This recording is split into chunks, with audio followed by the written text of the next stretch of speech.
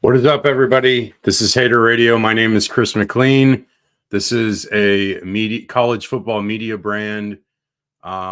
We are dedicated to everything about all the major games in college football, but we specifically cover Florida, USF in Tampa, USC, and UCLA.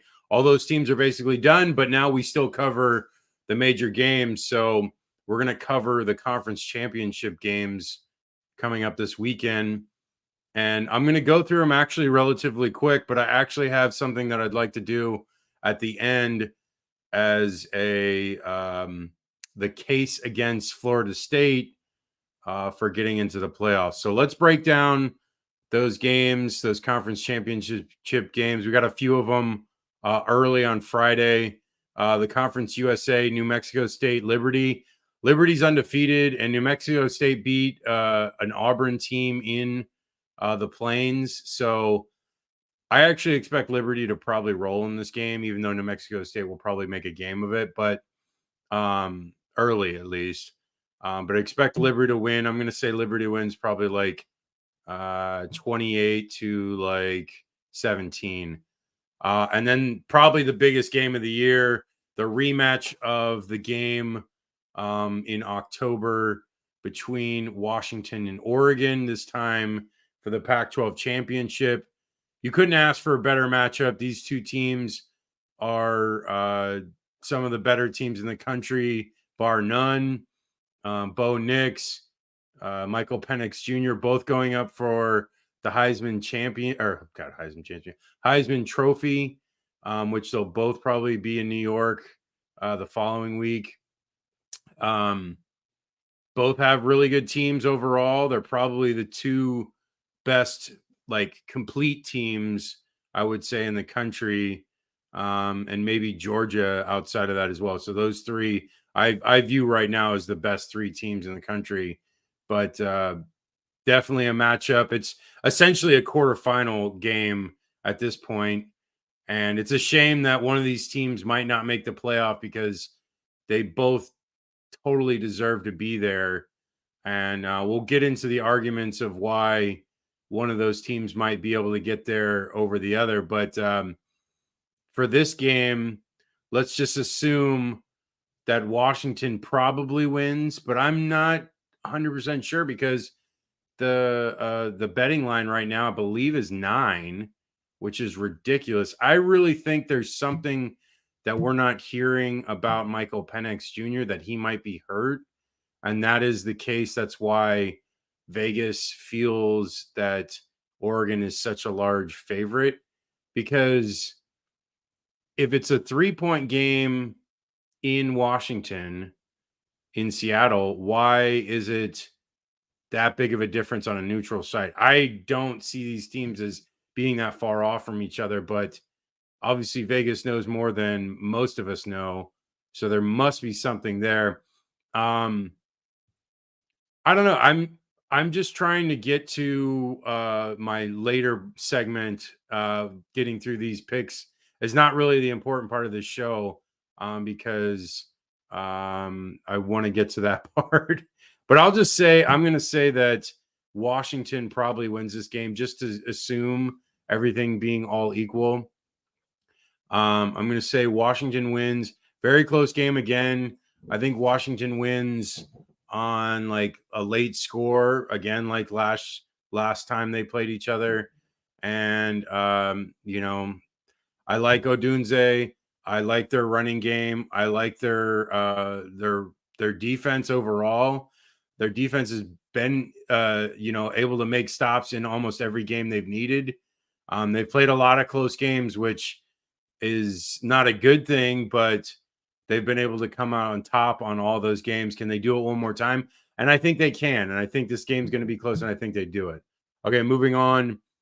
Big 12 championship game on Saturday at 9 a.m. Pacific, I believe 12 p.m. Eastern. Oklahoma State going up against Texas. Texas is a one-loss team with a chance to the playoff. I like Texas in this game. Quinn Ewers is back. He had that shoulder injury that kept him out of a game or two. and then he kind of dove back in, struggled a little bit, and then the game after that, he really took off against Texas Tech. So I expect Texas to win this game at least by 2 scores. I'm going to go with like a 10-point win. I'm going to say Texas wins like 40 to like 30 type game. Okay, the MAC, I don't really care about it, but Toledo is a ranked team. So I'm going to say Toledo probably wins this one like 31 to like 24. AAC, SMU going up against Tulane. If this was the 12-team playoff, Tulane actually would have a shot at getting into the playoffs. So next year, this will be an important game.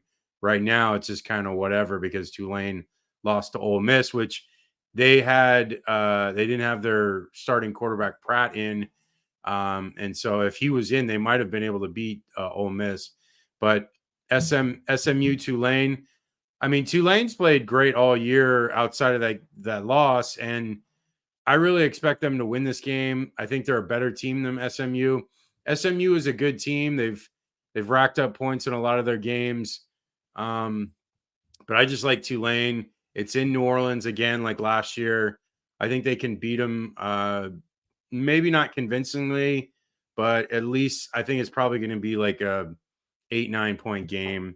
I'm going to say Tulane wins like 31 to like 22. SEC championship game, Georgia, Alabama.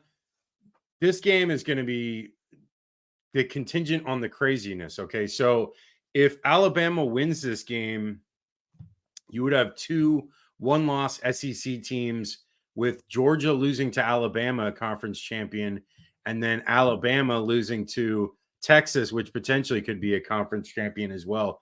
How do you hold out both of them? And I don't know. I mean, it's pretty difficult here to decide on this if Alabama wins, which will be the crux of all the chaos that goes down on Saturday. I think Alabama can win because Kirby Smart has always had a difficult time defending.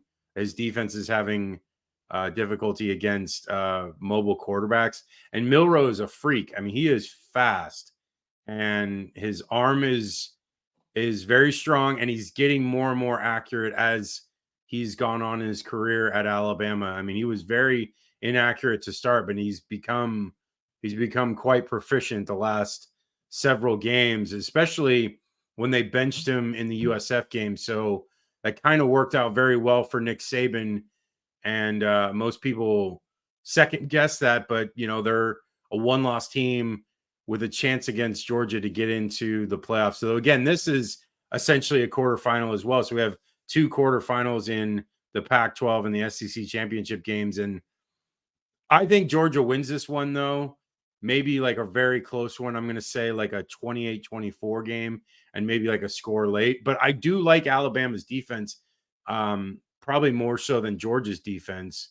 So if they can get stops on Carson Beck and Georgia's offense, which that has been a difficult task for any defense going up against Georgia, because Georgia is one of the nation's leading teams in converting third downs and as well stopping teams on defense on third down as well. So if Alabama can get a few more stops than Georgia is used to, and maybe forces Georgia to play from behind into the third quarter, and maybe there's more pressure on Carson Beck, maybe he throws a pick or two.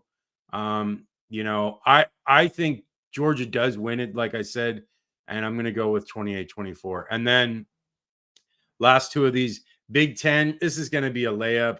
I think Michigan's like a 3-score favorite from Vegas. Iowa is a terrible offense. Michigan has a very good defense. They may have like 20 yards of offense the whole game, but Iowa's defense is going to keep them in the game. So this could be a very low scoring game. I'm thinking like a, I don't know, 17-3 game, but Michigan is definitely going to control this game. It may be low scoring, but Michigan's never going to be really in threat of losing. Okay, ACC championship game, Louisville, Florida State. There's a high likelihood that Florida State loses this game. And obviously, it's because of Tate Rodemaker taking over for Jordan Travis, who's out for the year. And Louisville is a team that lost to Pitt, a 3-9 Pitt, and lost to Kentucky last week, a 7-5 Kentucky. And I don't think this Louisville team is that great, and it actually hurts Florida State immensely because they're not an 11-1 team, potentially putting up another quarterfinalist game here as well. So this really hurts Florida State that they lost last week. Plus the fact that Florida State did not look that great against Florida. It was a 2-point game against Florida with 2:48 left. So it wasn't like Florida State stomped Florida. It was a very close game, and Florida was actually leading for the majority of that game. In this game, Louisville all year has been a team of consistent, putting drives together to bludgeon the teams that they go up against. Plummer is sufficient in controlling the offense. Their run game is pretty adequate to above board. Florida State's defense, though, is strong. They played very well against Florida's offense last week, even though Florida had a backup redshirt freshman playing at quarterback. But I don't know. Louisville, I'm not too high on them. I know people think that probably Florida State can lose this game, and I think they can too, but I'm going to go with the fact that I think Florida State's going to win, because if Florida State loses this game, that completely knocks them out. There's no way in hell that they're getting into the playoff if they lose this game. But I think they're going to win this game just because I don't think too highly of Louisville. And but it'll get to my next point, which is the case against Florida State. Okay, so I did a bunch of research. I mean, it's not that difficult. You could just look at team schedules and break down records and stuff. But, the three teams that are likely to replace Florida State. So I'm having it as if Michigan, Washington, and Georgia win.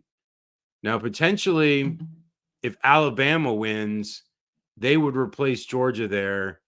But as of right now, I'm having it Georgia. So then you would essentially have two other teams with one loss. And it's also dependent on Washington as well, because if Oregon beats Washington, then you have Washington with one loss, Oregon with one loss, and then if Alabama wins, then it's Georgia and Alabama all with one loss. And it's like, how do you decipher between all four of those teams and Texas? But the breakdown, I have those three teams of Oregon, Texas, and Alabama. Oregon has wins against their best wins are Texas Tech, which was an 8-point win against a 6-6 team on the road. A game at Utah, 35-6, which is a stomping. They ended up being an 8-4 team. USC, they beat 36-27. They were 7-5. They had the previous Heisman winner from 2022, Caleb Williams. Oregon State at home, 31-7, which is a stomping. Oregon State went 8-4 and finished number 21 overall. The loss they had was against Washington on the road, 33-36 with a missed last field goal. Washington finished 12-0 and number 3 overall. Their championship game obviously is against Washington, 12-0, number 3. And it also would avenge their only loss if they're to win it. So they have the highest valued championship game if they win that game, which that is a huge factor in deciding who gets to go. Because if they beat Washington, especially if they beat them pretty convincingly, there's almost guaranteed that they get into the playoff. They only had one score game in their victories, and that was against that Texas Tech team, which was 6-6. Texas, They had a win at Bama, 34-24, 11-1 was Bama, and number 8. So that is by far the best victory out of all of these contenders. Like, it's not even close. And then their other big victories are Kansas 40-14. Kansas was 8-4, unranked. Kansas State 33-30, 8-4, unranked. The loss that they had against Oklahoma, neutral site game, 30-34. They finished 10-2 and number 12. So that is the second best loss of these three teams. Obviously, Florida State didn't lose, so it doesn't matter. But between these three having losses, I mean, there might be something, a factor there, who has the worst loss or the best loss. And then it's also, because Oregon can avenge their loss, it kind of goes in their favor as well. Championship game for them is Oklahoma State, 9-3, number 19 in the country. Oklahoma State had a loss against South Alabama earlier in the year, so it's not the best victory. It's probably the worst championship game opponent that anyone has. So it's not going to really help Texas, and it may even hurt more than anything. They had 3 one-score games outside their loss, with Quinn Ewers getting hurt in one, the Houston game, and he was out with injury in another, and then he came back from injury in the third. So you can see all those one-score games were likely due to the fact that Quinn Ewers being injured was the reason. In those 3 one-score games, the combined record of those teams was 17-19. So not the best record of those teams, so it doesn't look too great. Bama, Ole Miss, their best victory, 24-10 at home. Ole Miss finished 10-2, number 11 overall. They also beat Tennessee 34-20. Tennessee finished 8-4. LSU, they beat 42-28, 9-3 overall record, and number 13 on the year. So they beat all 3 of these teams at home, and their one loss was at home as well against Texas, 24-34. Texas finished 11-1, number 7 overall. So their loss is probably right around very similar into the Oklahoma loss that Texas succumbed to, but the Texas loss was on their home grass, so that actually hurts them immensely because it was a home loss. So you have to take that into account. And speaking of championship game opponents, they have Georgia 12-0, number 1. So clearly, this is the best opponent. I think I'm countering myself here. I forgot that Georgia was number 1, but Oregon's loss was the best overall loss. But Alabama's opponent in the championship game, a 12-0 number 1 team, defending 2-time champion. This is by far the best opponent and by far the best resume patter that anyone could have. So if Alabama is to win, they have a huge leg up over anyone, because you would add Georgia into that list of their 3 victories, which right now those 3 victories are 27 and 9 against the teams they played, and including a 12-1 Georgia. So that's 39 and 10. That's a really good opponent record of 4 victories.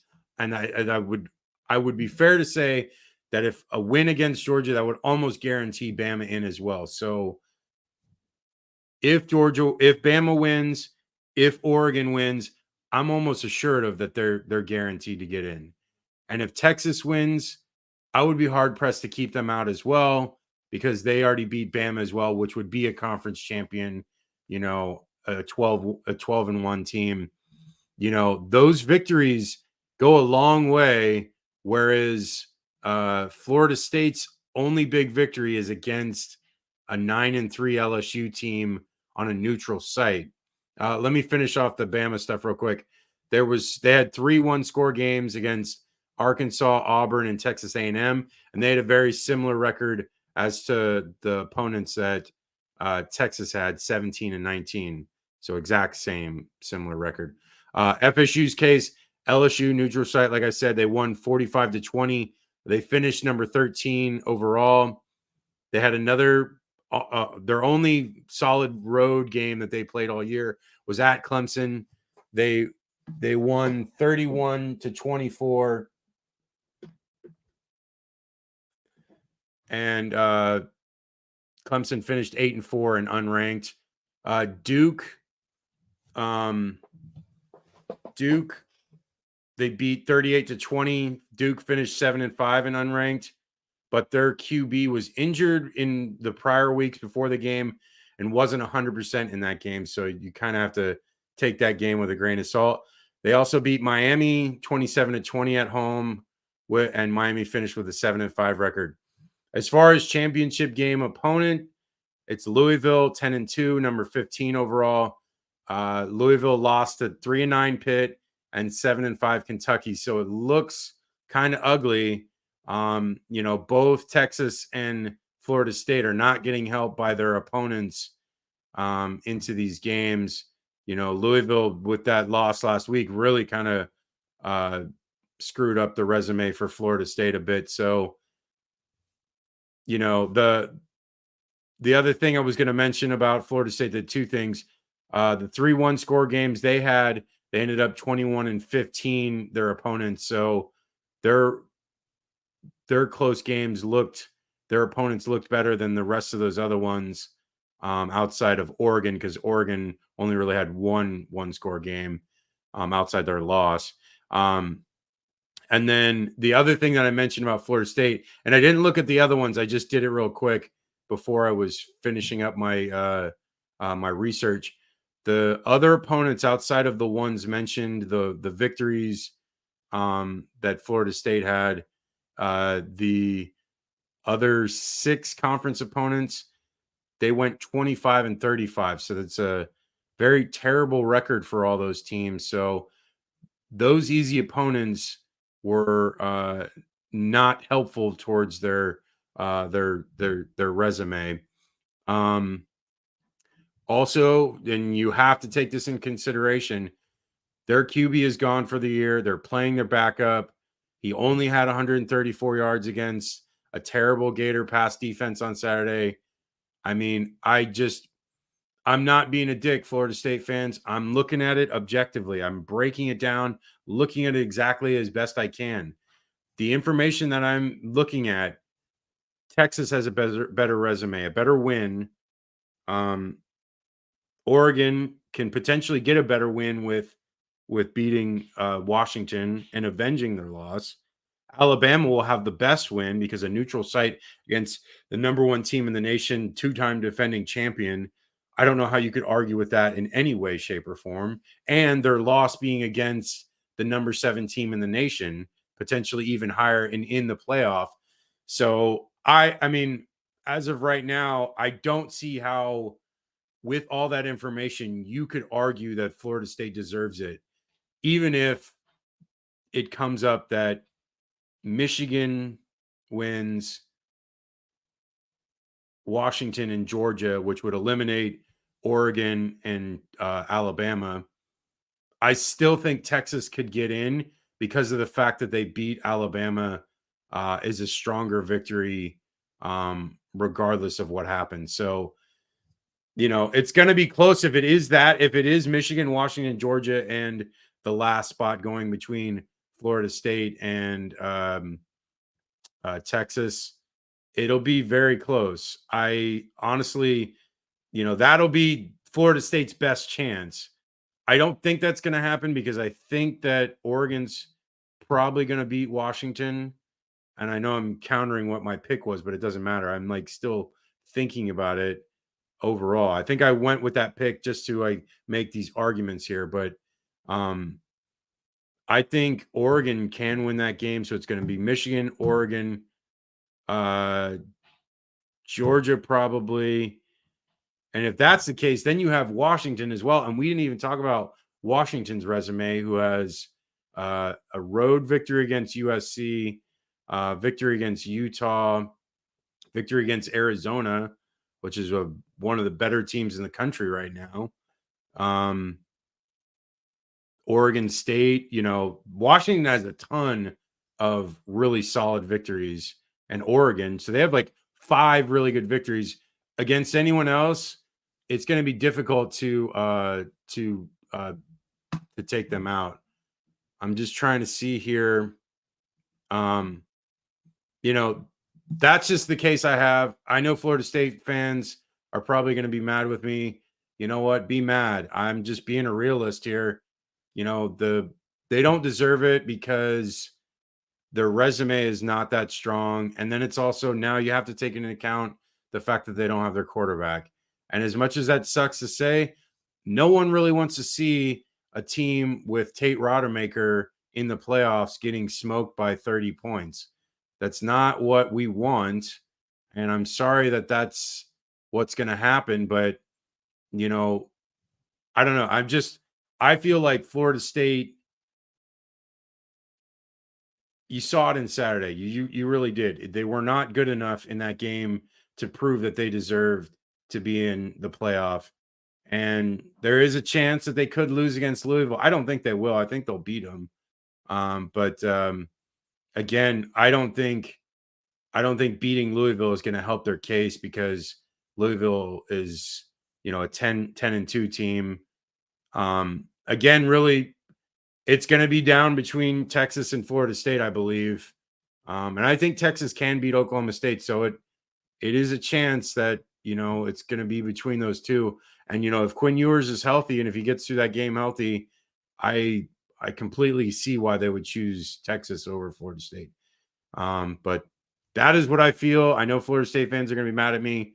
Whatever, be mad. You know what? It's just the reality of the situation. And I could be wrong. I mean, I'm just going off looking at how it is objectively as I can and giving my opinion. And again, I will also say that coming into next year, we never have this problem because all those teams that I mentioned, they all get in next year. And that will be a thing of beauty because now we'll actually see really good matchups against teams that are like on the verge, on the cusp, instead of like, only 3 of the perennial teams and then like one random team. That seems to be what it's been for the 10 years that the playoff, the 4-team playoff that we know of has been around. So I fully expect things to be completely different come next year. We get home playoff games for teams, which we've never had, which would be the excitement level will be through the roof.